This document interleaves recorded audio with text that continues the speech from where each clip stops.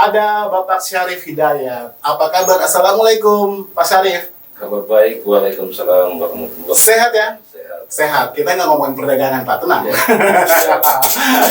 Kita ngomongin tadi saya bilang di medio September ini kepengurusan Bawaslu di tahun ini selesai.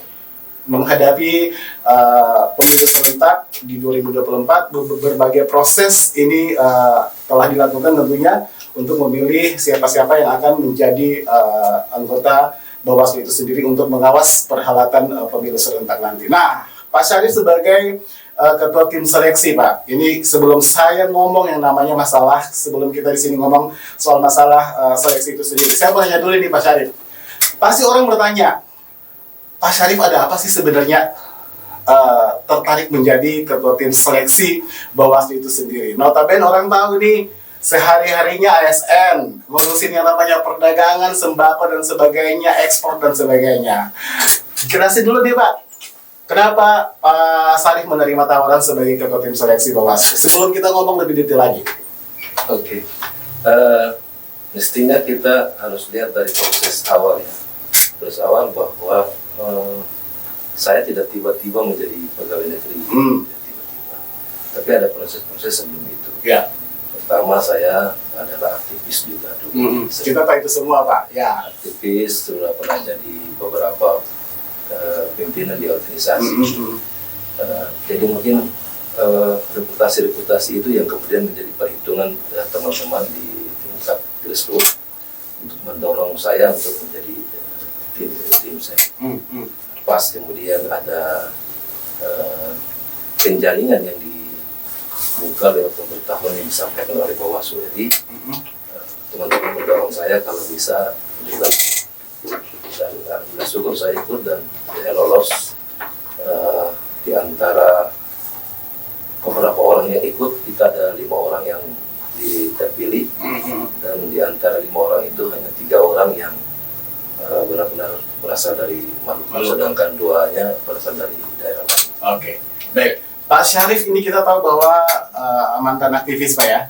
Walaupun sekarang juga Pak Syarif melihat fenomena bahwa ini aktivis bergerak kemana-mana, aktivis ada di mana-mana, aktivis mengawali proses pembangunan ini sendiri. Ini kita flashback dulu nih Pak. Apa bedanya Pak zaman Pak Syarif jadi aktivis dengan teman-teman sekarang Pak?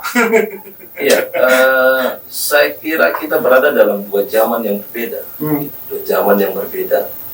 Ketika zaman di mana saya menjadi aktivis adalah zaman di mana para aktivis masih terkungkung, masih terkurung dan belum bisa keluar lapangan. Kita berdialog, kita menyampaikan pendapat masih terbatas dalam lingkungan internal. Akan sangat berbeda dengan teman-teman aktivis sekarang. Mereka bisa berbicara sebebas mungkin di jalanan. Mereka bisa menyampaikan aspirasinya, bisa berdemonstrasi. Yang dulu kita ulang. Mungkin itu yang agak sedikit berbeda dengan zaman. Jadi mungkin dulu itu dibungkam, ya. Kalau sekarang itu free speak up. Ya, jadi silakan mau speak up sesuai dengan demokrasi kita saja. Mungkin ya Pak Syarif ya. Apa enaknya sih Pak zaman dulu jadi aktivis Pak? Saya kira ada plus minusnya ya. Yang plus minusnya kita merasa tertekan, tertungkung dalam sebuah lingkaran yang kita tidak bisa sebebas mungkin menyampaikan aspirasi kita kepada masyarakat. Padahal zaman itu waktu kita masih pemuda, mahasiswa, kita menjadi ujung tombak kepentingan masyarakat juga. Tetapi memang banyak langkah-langkah kita yang masih terbatasi oleh kekuasaan waktu itu. Memang waktu itu barang enak, tapi enaknya itu kita menjadi bersatu, menjadi menyatu. Kita merasa ada senasib dan sepenanggungan yang harus kita perjuangkan. Yang diperjuangkan itu apa Pak sebenarnya? Banyak, persoalan kepentingan masyarakat, masalah buruh, masalah program-program pembangunan yang tidak jalan seimbang, masih banyak yang memang waktu itu kita perjuangkan. Walaupun memang kami sadar betul dia tidak sampai kepada titik kulminasi yang kita butuhkan. Tetapi setidak-tidaknya itu kita sudah suarakan. Artinya bahwa ini proses demokrasi dikawal sama Pak Syarif dan teman-teman. Artinya perubahan juga ada saat itu, walaupun juga mungkin nggak nampak seperti sekarang Pak Syarif ya, karena tadi mungkin dibungkam, juga eranya masih era demokrasi yang belum bebas seperti sekarang Pak Syarif ya. Pak Syarif, ini kan kita lihat banyak sekarang generasi muda yang akhirnya terjun dari aktivis, akhirnya nyebrang jadi politisi. Dan hebatnya lagi nih Pak, mereka bisa duduk sebagai anggota dewan atau legislator itu sendiri. Pak Sarif dulu nggak tertarik Pak jadi anggota dewan? Sebenarnya kalau harus kita mengikuti keinginan kita, talenta kita waktu kita menjadi seorang aktivis.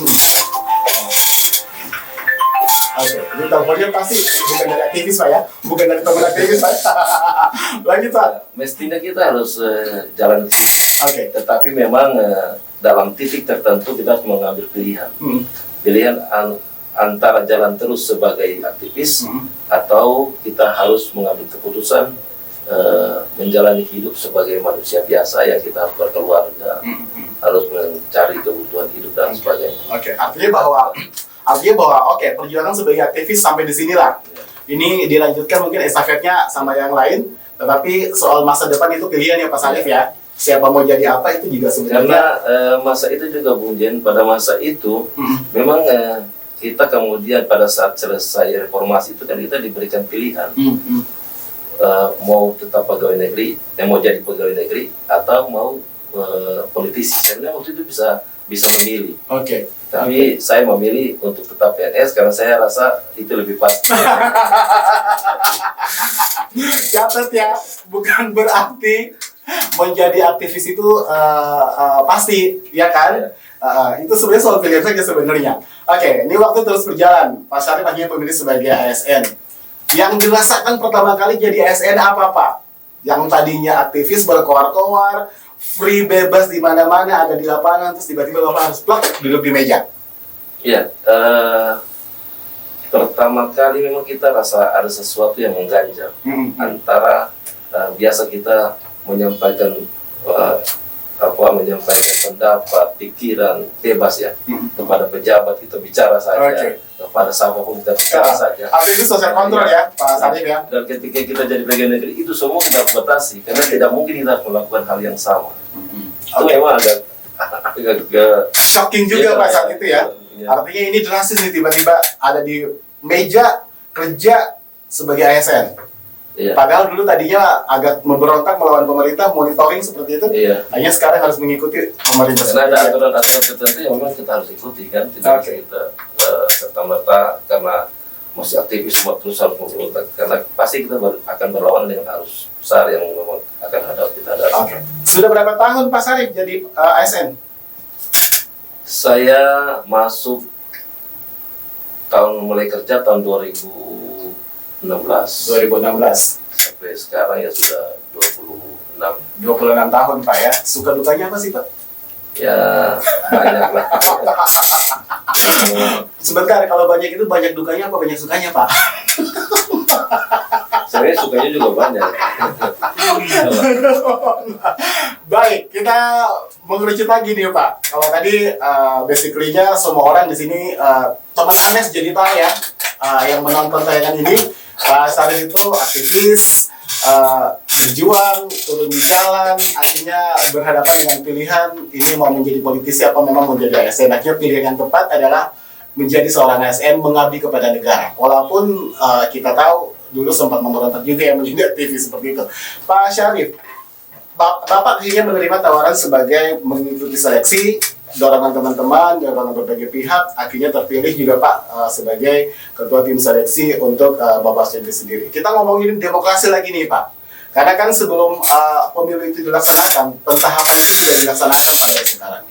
Bawaslu sudah mulai jalan, KPU sebagai penyelenggara pemilu juga sudah mulai berjalan nih Pak sebenarnya, ya kan? Nah, Pak Sarif melihat alam demokrasi kita seperti apa Pak, khusus di Maluku, Kota Ambon? Saya kira demokrasi kita sebenarnya jalan bagus ya, bagus karena kita membuka keran-keran demokrasi kan semua terbuka. Orang boleh menyampaikan pendapatnya, terserah mereka. Yang penting masih terarah dan terkontrol. Kemudian para pemimpin juga memberikan keleluasaan bagi masyarakat untuk menyampaikan pikiran-pikirannya, pilihan politiknya juga masih buka selebar-lebarnya. Tidak ada persoalan yang kita anggap mengekang demokrasi. Dan saya kira berjalan baik. Tapi kita walau bagaimanapun juga demokrasi itu harus tetap terkontrol sehingga dia tidak keluar dari jalur-jalur yang memang kita tidak inginkan. Artinya bahwa demokrasi benar ada benar-benar demokrasi yang Pancasilais ya, Pak Sarif ya. Oke. Nah, ini tim seleksi sudah mulai berjalan nih Pak, udah mulai melakukan tugasnya. Pak Sarif dan teman-teman tentunya ini punya tanggung jawab yang besar kan Pak, bisa akhirnya nanti memilih siapa-siapa yang memang pantas dan kredibel Pak untuk menjadi komisioner dan anggota Bawaslu itu sendiri untuk bagaimana mengawasi pemilu yang sehat seperti itu.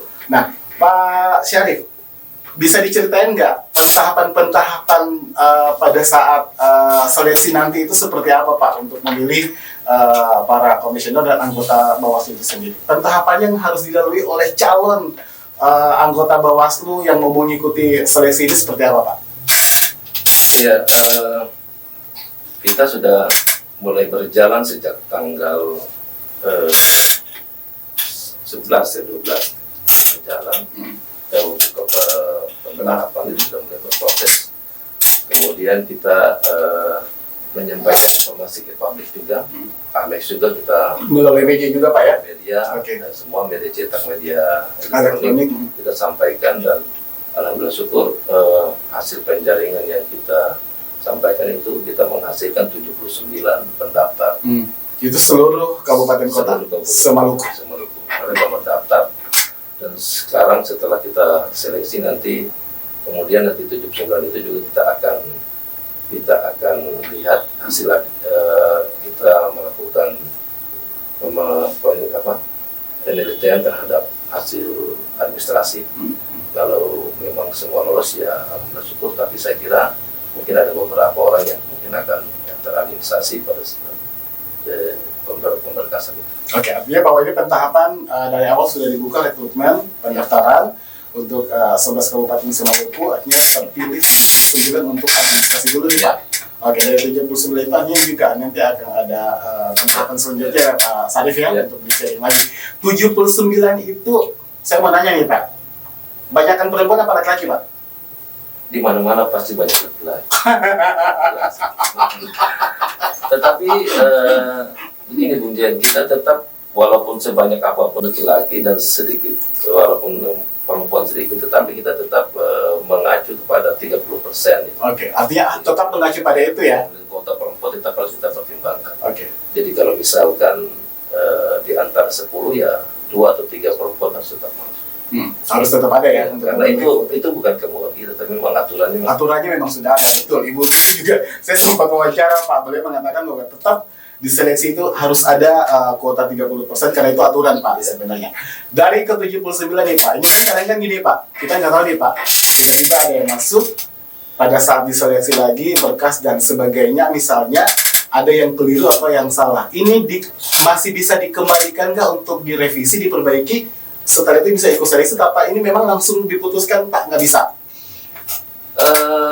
Ada masa itu, perbaikan ya? Masa perbaikan dan itu sudah kita lakukan.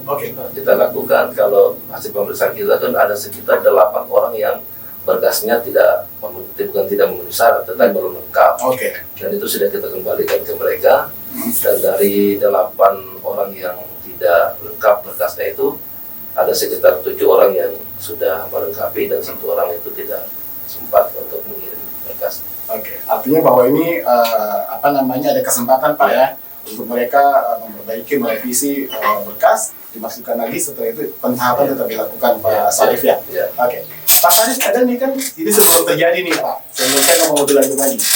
Kadang kan begini Pak, ada di antara orang yang ikut seleksi itu misalnya ada keluarga kita, kenalan, atau ada family dan sebagainya. Paling tidak ini jangan sampai Pak, ini preventifnya nih Pak, jangan sampai terjadi konflik misalnya, jangan sampai ada kata belece misalnya, jangan sampai ada, ini nota nih, ada yang saya rekomendasi seperti itu Pak.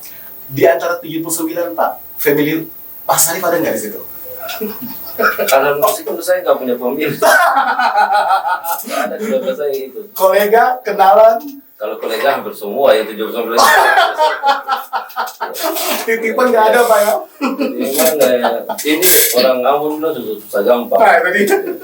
Jadi memang terpaksa kita harus membuang ego kita. Kita membuang ego kita harus berjalan di aturan main. Oke. Kita harus kembalikan itu bahwa sebagai manusia kita ada punya perasaan kasihan. Perasaan itu memang wajar-wajar saja. Oke. Tapi tidak harus karena perasaan itu lalu kemudian membunuh ego kita, membunuh integritas kita. Oke. Karena kita kan mau memilih orang-orang yang punya integritas, orang yang punya kredibilitas, punya kapabilitas, netralitas dan macam-macam itu. Kalau kita sendiri yang memilih mereka tidak punya itu, bagaimana kita bisa menghasilkan orang? Jadi dilema juga ya Pak Sarif ya? Iya. Dilema Pak ya? Iya, sangat dilema. Tapi memang kita harus lakukan. Tapi sudah ada yang telepon nggak Pak? Misalnya Pak Syarif, ini nomor urut sekian, ini atas nama ini Pak, tolong Pak diamankan Pak. Kalau yang telepon nggak ada. Yang WA? Ya, Yang WA Pak? nggak ada juga. Cuman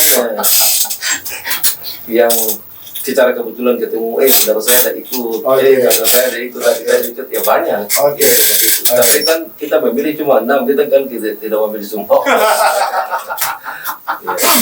Pak Syarif, dari 79 nama itu Pak, 11 kabupaten kota, dirinci nih kalau memang ini Pak Syarif aja sebenarnya, nggak perlu dirinci amat juga Pak. Dari mana yang paling terbanyak Pak? Kota Ambon atau kabupaten yang lain misalnya?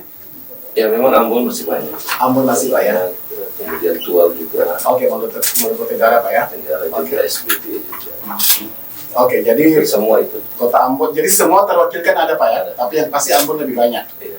Oke, dari 79 itu Pak, paling tidak gini Pak, ada kan sebenarnya spesifikasi yang dinilai oleh tim ses sendiri kan Pak Sarif ya, untuk bagaimana nanti yang terpilih itu 6 dari semua itu. Pentahapan selanjutnya apa nih Pak? Kita setelah ini kan kita akan menyampaikan hasil pemberkasan itu, penyeleksian berkas. Oke. Kita sampaikan itu. Itu diumumkan ke publik Ya, Pak? disampaikan ke publik. Nanti juga kita akan hubungi Amex juga. Oke. Kita akan sampaikan secara terbuka. Pak Aci, iklan lagi, tenang. Silakan Pak. Dari 79 itu saya tidak perlu menyebutkan namanya ya. Betul, ini rahasia ya. Tapi di antara 79 itu ada sekitar 41 atau 42 yang mungkin akan terpilih Di babak, Untuk di seleksi selanjutnya. akan mengikuti berikutnya, yang kemudian nanti setelah itu kita akan memulai tahapan berikutnya yaitu CAT yang kemudian dilanjutkan dengan tes psikologis. Psikologi. Ini pentahapannya luar biasa ya Pak. Nanti Sarif. setelah, karena dia nggak satu-satu sebenarnya, dia langsung dua-dua. Oke. Jadi tes tertulis di CAT pilihan ganda itu sekaligus dengan tes tertulis, nanti digabungkan dengan tes psikologi. Lolos dari situ kita akan masuk tahap berikut, baru Ada wawancara juga, interview tes ya. kesehatan itu wawancara biasanya terakhir. Terakhir. Pak Syarif, ini kan pentahapan nih melalui beberapa tahap yang memang benar-benar ketat nih ya Pak Syarif ya. 79 akhirnya yang tadi 40 lebih yang akhirnya terpilih dan sebagainya. Spesifikasi ilmu Pak yang dibutuhkan sebagai anggota Bawaslu apa sih Pak, yang memang kalau ada syarat khusus apa nih Pak dari semua itu? Misalnya ini kan sebenarnya sarjana, tapi juga kadang kita melihat Pak ada misalnya sarjana eksata juga kadang ini Pak ngikut seleksi dan sebagainya. Lebih banyak dari spesifikasi ilmunya Pak. Secara aturan memang nggak ada ya, nggak ada spesifikasi khusus terkait dengan disiplin ini. Pokoknya S1 ya Pak ya? S1, asal jangan S5, asal jangan Atau SMK. S1 sampai S2, S3, saya kira semuanya boleh ikut. Ada spesifikasi khusus. Oke. Dan memang yang banyak memang S1 yang banyak. S1, S2 juga. S3 itu ada 3 orang kalau nggak salah. Itu sebenarnya Pak butuh apa sih Pak dari seorang anggota Bawaslu atau komisioner Pak? Kalau memang ini kan kalau kita melihat kan sebenarnya pengalaman mungkin iya ya, mungkin yang pernah menjadi apa namanya ada menjadi tim seleksi apa kayak seperti itu. Kira-kira ada nggak Pak experience yang mereka punya misalnya supaya mendukung mereka nih sebagai calon Bawaslu kita bisa ada di situ? Iya, pengalaman oke lah. Saya kira memang itu juga sangat penting sepanjang mereka bisa mempertahankan apa yang mereka miliki selama ini. Kadang-kadang juga awal-awal tahapan proses-proses awal itu kita lihat orang bagus, tapi setelah akhir-akhirnya mungkin agak berbeda dari apa yang kita menilai awalnya. Jadi saya kira sepanjang itu mereka bisa konsisten dengan apa yang sudah mereka lakukan. Saya kira itu bisa kita pertimbangkan di samping teman-teman yang lain yang memang kita harus dorong. Inti daripada semua saya kira itu persoalan integritas diri. Integritas aja ya sebenarnya. Tidak gampang terpengaruh karena kita memilih wasit ini sebenarnya. Baru sebuah pertandingan kita memilih wasit. Jadi kalau wasitnya tidak netral, wah bagaimana? Bahaya sebenarnya ya. Baik, Pak Syarif, ini kan yang ikut seleksi dari 11 kabupaten kota. Pentahapannya mereka harus melalui tes tertulis juga Pak ya. Itu apa, pengetahuan umum kah atau memang ada pelajaran tertentu atau juga bahan semuanya tertentu? terkait dengan kepemiluan. Dengan kepemiluan. Ya. Oke, jadi ini yang tertulis itu undang-undang pemilu apa dan sebagainya seperti itu ya Pak Syarif ya. Nah, ini semakin. Oke, baik. Deadline-nya kapan nih Pak untuk untuk pengumuman, untuk pengumumannya nanti nih Pak, udah tahapan semuanya udah dilewati sampai yang terakhir tadi Pak Syarif bilang wawancara interview itu terakhir itu kapan Pak pengumuman? Terakhir pelantikan itu tanggal 21 September. Bulan September juga Pak ya. Pas pada saat kepengurusan ini berakhir. Pas itu nanti pelantikan di situ setelah terpilih Jakarta itu. Oke. Jadi nanti kita akan kirim kemarin kita berharap kalau bisa 10 orang. Karena kan harus yang kita kirim ke Jakarta itu 2 kali kebutuhan. 1 kali kebutuhan itu tergantung dari berapa banyak orang yang kita yang harus diseleksi. Mungkin tadi saya mau potong pembicaraan pelatihan dulu. Kita ini nanti ada 2 tahap. Oke. Ada 2 tahap. Tahap pertama itu kita menyeleksi 3 orang. Ya, kita akan menetapkan nanti Jakarta menetapkan 3 orang. Karena 3 orang komisioner dan Bawaslu itu dia punya periodisasinya selesai tahun ini. Oke. Nanti ada 2 orang yang dia punya periodisasinya selesai tahun depan. Oke. Ya nanti kita mungkin 3 kali kebutuhan, 1 kali kebutuhan itu 3 itu tadi. Karena dia berakhir di September itu Pak. ini. Nah, nanti karena kita harus mengirim 2 kali kebutuhan, maka 3 dikali 2. Jadi 6 orang ini akan kita kirim. Oke. Pak Syarif bilang tadi bahwa ini tes tertulis itu pengetahuan all about election, soal pemilu ya Pak Syarif ya. Dari pelamar-pelamar yang sudah direkrutmen Pak, yang sudah memasukkan berkasnya itu dan udah masuk ke seleksi, Pak Syarif menilai atau melihat apakah memang generasi muda kita saat ini terlepas dari mungkin mereka akan mengikuti seleksi Bawaslu dulu nih Pak. Secara general nih Pak, generasi muda kita ini sudah paham betul nggak Pak sebenarnya about election itu, soal pemilu itu Pak? Nah itu memang saya tidak bisa menilai secara spesifik ya, karena itu ada dalam pikiran mereka masing-masing. Tetapi saya menilai dari animo mereka, bagaimana antusiasme mereka untuk mau mengikuti seleksi. Saya mungkin bisa mengambil satu contoh itu. Kita punya aturan itu persyaratan itu 35 tahun batas minimal seseorang boleh mengikuti pendaftaran.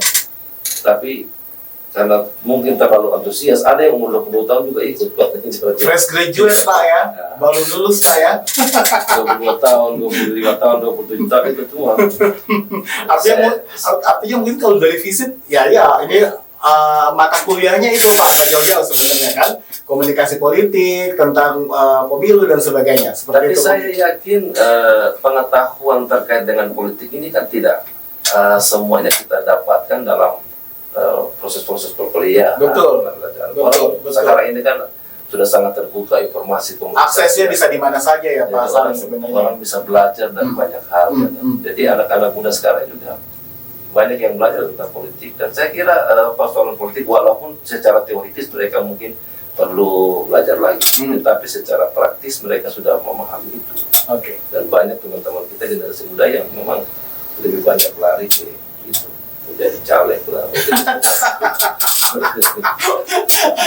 Sekarang juga ada satu pilihan Pak, bukan pilihan, ya pilihan sih sebenarnya. Kalau generasi muda itu mungkin zaman Pak Sarif, it's okay lah, masih ada pilihan mau jadi ASN atau mau jadi politisi. Kalau sekarang mungkin pilihannya cuma satu Pak.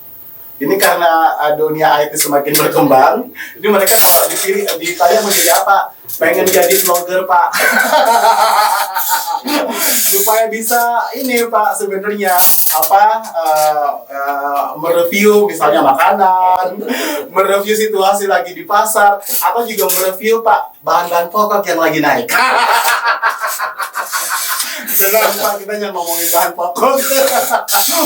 Pak Syarif, gini, generasi muda secara praktis iya ya Pak ya, mereka mungkin udah paham, udah tahu karena informasi soal election pemilu ini ada di mana-mana, ya kan? Tapi Bawaslu juga sebenarnya punya tugas yang penting lagi nih Pak sebenarnya, bagaimana memberi pemahaman kepada mereka, apalagi kepada calon-calon komisioner dan juga anggota Bawaslu ini sendiri, bahwa sebenarnya kalian juga adalah agen perubahan, agent of change untuk pemilu yang sehat seperti itu, ya kan Pak Sarif ya? Ya. Oke. Bagaimana Pak Sarif melihat teman-teman kita yang ada di lapangan? Sebelum nanti kita ngomong lagi lebih jauh soal seleksi nih Pak. Teman-teman kita yang ada sekarang Pak generasi muda, dan mereka ini fenomenanya adalah sekarang lebih banyak juga legislatif, anggota legislator atau legislator itu banyak dari generasi muda Pak. Pak Sarif melihat itu seperti apa nih Pak fenomenanya? Saya kira fenomena ini terjadi juga karena faktor perubahan yang terjadi di tengah-tengah masyarakat juga ya. Saya kira banyak persoalan-persoalan mungkin yang tidak terselesaikan, banyak masalah-masalah yang memang membuat para generasi muda itu menggelitik untuk melakukan sesuatu. Tetapi ketika mereka tidak dalam parlemen, mereka hanya duduk bicara di luar itu, mereka agak sedikit kurang puas karena tidak bisa menyampaikan itu secara langsung. Mungkin itu, saya yakin mereka juga ingin perubahan. Sehingga ya ada dorongan yang sangat besar bagi mereka untuk terlibat langsung. Yang tadi kata Bung Jen, mereka masuk sebagai anggota legislatif dan mereka membuat perubahan di jalan yang tepat Pak, seperti itu. Karena kalau membuat sesuatu, kalau kita tidak ada di tempat yang baik, yang tepat, juga percuma ya Pak sebenarnya Pak. Dan mereka juga harus tetap berteriak di jalan. Masih bisa sampaikan. Nah itu dia. Pak Syarif, ini kita ngomongin soal pemilu yang sehat. Ini kan sebenarnya Bawaslu ini punya peranan penting Pak. Bagaimana bisa menciptakan juga pemilu yang sehat itu. Sejauh ini Pak, yang Pak Syarif lihat misalnya ya di sekitar tempat tinggal Pak Syarif, atau Pak Syarif membaca berita dan sebagainya, pelanggaran-pelanggaran yang dilakukan itu yang paling krusial apa sih Pak sebenarnya? Kalau Pak Syarif melihat sebenarnya pelanggaran pemilu yang terjadi Pak, karena kalau kita lihat ya Bawaslu juga sebenarnya nggak bisa kerja sendiri akhirnya, karena butuh kolaborasi nih Pak. Ada dari masyarakat, OKP, tokoh agama, tokoh masyarakat dan sebagainya. Saya kira memang ini agak sedikit perlu kehati-hatian sebenarnya dari teman-teman Bawaslu. Dan memang juga kita yang tadi saya bilang harus kreativitas dan sedikit agak tegas. Kalau saya lihat memang misalkan ada orang yang memulai kampanye sebelum mestinya harus dilakukan, agak baliho-baliho yang terpasang di mana-mana. Saya kira walaupun secara tidak tertulis mereka menyampaikan bahwa berkampanye, menyampaikan pesan-pesan kampanye, tetapi saya kira ada pesan-pesan tertentu yang secara tersirat itu sudah melanggar ke arah sana. Memang untuk mau mengambil keputusan bahwa itu sudah melanggar keputusan. Tetapi saya kira secara kita bilang secara kita mencari tahu, saya kira itu bisa mengarah ke arah itu. Cuma memang ini butuh keseriusan juga, dasar dari teman-teman. Sejauh mana mereka bisa mengambil langkah-langkah yang memang preventif untuk bisa mengatasi hal semacam itu di lapangan. Karena persoalannya bagi teman-teman yang mungkin kekurangan fasilitas dan sebagainya memang sangat sulit dalam melakukan hal yang sama. Artinya bahwa begini Pak, jangkauan teman-teman Bawaslu juga yang ada di daerah juga nggak mungkin menjangkau sampai ke ujung Pak ya. Artinya kalau kita melihat letak geografis kita Maluku yang banyak pulau-pulau tersebut juga sebenarnya juga butuh sentuhan, karena kalau ada pelanggaran juga sebenarnya orang juga harus melapor Pak ya, dan itu dijamin sebenarnya. Nah, Bawaslu juga sebenarnya membutuhkan mungkin ya mata telinga, oke, Bawaslu punya, tetapi kaki dan tangan juga ada Pak sebenarnya di lapangan yang Bawaslu juga harus punya Pak ya. Seperti itu, bukannya Bawaslu mendengar itu oke, tapi kalau untuk misalnya melihat langsung secara langsung misalnya pelanggaran itu kan ada masyarakat Pak yang ada di situ. Seperti itu kan Pak Sarif? Ya, jadi memang di samping ada laporan dari masyarakat, kita juga harus intens melihat persoalan-persoalan seperti itu. Sehingga ada terjadi check and balance yang masyarakat dan kita. Nah, saya kira begitu. Pak Sarif, ini kan Bawaslu punya nih Pak aplikasi untuk masyarakat yang akhirnya membuat masyarakat dengan lebih mudah bisa memantau misalnya pelanggaran yang terjadi selama ini, bisa diklik di situ, bisa lihat sampai yang namanya proses hukum itu sejauh mana sudah diproses juga bisa dilihat Pak di situ sebenarnya.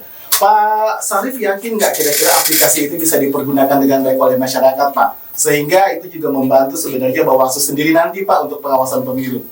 Saya kira yakin kalau memang itu yang penting dia harus tersosialisasi secara baik ya. Oke. Masyarakat harus betul-betul bisa mengakses itu dan dia memang tersosialisasi ke seluruh masyarakat.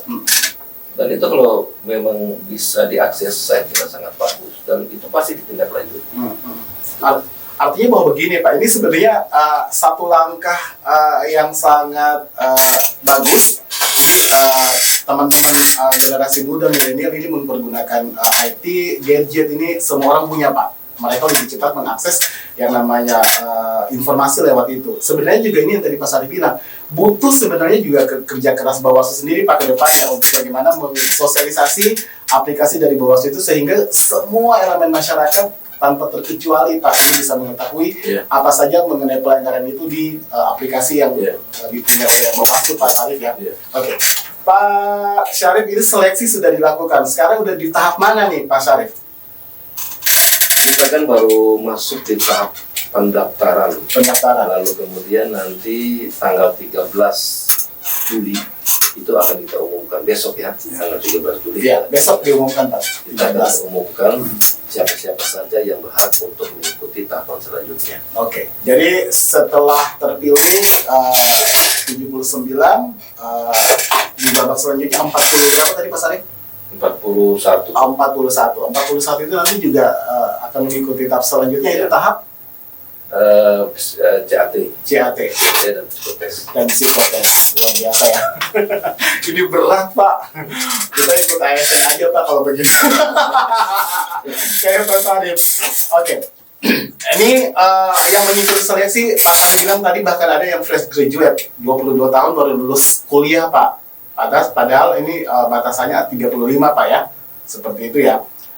Dari seleksi yang Pak Sarif dan teman-teman lakukan Pak, ini mengerucutkan nanti Pak dari Kota Ambon misalnya yang memang benar-benar kalau tadi pelamar terbanyak atau seleksi terbanyak dari Kota Ambon, ini mengerucut Kota Ambon Pak. Apa memang Pak Sarif melihat ini, wah ini sebenarnya ada banyak peluang nih dari teman-teman yang ada di kabupaten nih Pak, karena kan kita selalu, maaf saja, ini orang dari kabupaten selalu ada yang berlaku sinis Pak, alah mereka di kabupaten nggak mungkin misalnya kayak begitu. Memang susah juga ya, karena sebenarnya bukan susah, Pak Sarifnya nggak mau bongkar-bongkar di sini. Ya, maksudnya kita baru memulai misalnya. Kita baru memulai, kita kan baru masuk ke pendaftaran. Dan orang-orang yang mendaftar ini kan kita juga belum tahu persis sampai kemampuan mereka sejauh mana, pengetahuan mereka apa. Ada yang S3 nggak Pak? Ada 3 orang. S3? Ya. Apa namanya pendidik mereka Pak? Akademisi? Ya. Saya akademisi. Akademisi. Dari Ambon, Pak? Tiga-tiganya dari Ambon. Nah, luar biasa. Ini peluang, Pak. Ini bukan idol-idol gitu, Pak ya. Jadi ini memang seleksinya benar-benar ketat. Baik, Pak Sarif, ini kan akhirnya mereka nanti yang terpilih ini akan dilantik di Jakarta dan sebagainya. Mereka harus melaksanakan tugas mereka benar-benar independen, Pak ya, tanpa ada intervensi dan sebagainya.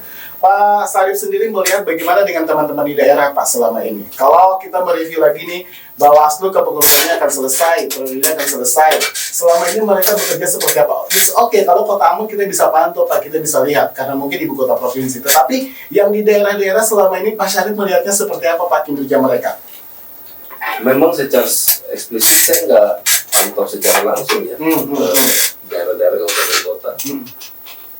Tetapi kita bisa tahu kejelasannya setelah seberapa banyak masalah yang bisa teratasi. Sepanjang ini saya kira jalannya kan baik-baik saja. Iya, artinya terlepas dari Pak Sarif itu siapa, Pak Sarif juga adalah anggota masyarakat seperti saya misalnya. Kita melihat atau membaca pelanggaran-pelanggaran dilakukan ini bisa terpantau selama di Kota Ambon. Kalau di daerah lain juga mungkin ada, Pak ya, cuma mungkin tidak terpantau ya, Pak, oleh media misalnya, jangkauannya juga yang ada susah. yang memang mungkin mereka sempat permasalahkan tapi tidak sampai ke level pusat kan di bawah dari DPP dan betul saya ingat sampai situ. Oke. Tapi setelah diklarifikasi dan sebagainya kemudian bisa diselesaikan. Secara overall, Pak Sarif melihat kinerja kepengurusan Bawaslu sekarang seperti apa, Pak? Itu tadi saya bilang sebenarnya secara umum bagus, mereka udah jalan bagus, menjalankan tugas-tugas mereka juga sudah bagus. Cuman saya tadi bilang harus ada ketegasan-ketegasan yang perlu dibenahi terkait dengan pelanggaran-pelanggaran yang tadi saya bilang. Orang yang memasang spanduk belum waktunya Oke, ini starting. selesai belum juga diturunkan. Itu saya kira. Starting, Pak ya. Kalau Pak Sarif lihat politik uang atau money politik masih terjadi, Pak, sekarang ini? Kemarin-kemarin misalnya? Saya tidak bisa mengatakan secara langsung bahwa itu ada ya. Tetapi saya kira banyak masyarakat yang merasakan itu. Betul. Yang merasakan, walaupun saya tidak bisa menjalimi bahwa berapa menghakimi menjudge seseorang bahwa dia melakukan Ya, itu. karena kita melihat juga media masih memberitakan itu, Pak. Ada fenomena uang misalnya, fenomena bagi-bagi uang yang dilakukan oleh bakal calon sendiri, Pak, calon legislatif maupun juga calon kepala daerah, Pak, seperti itu.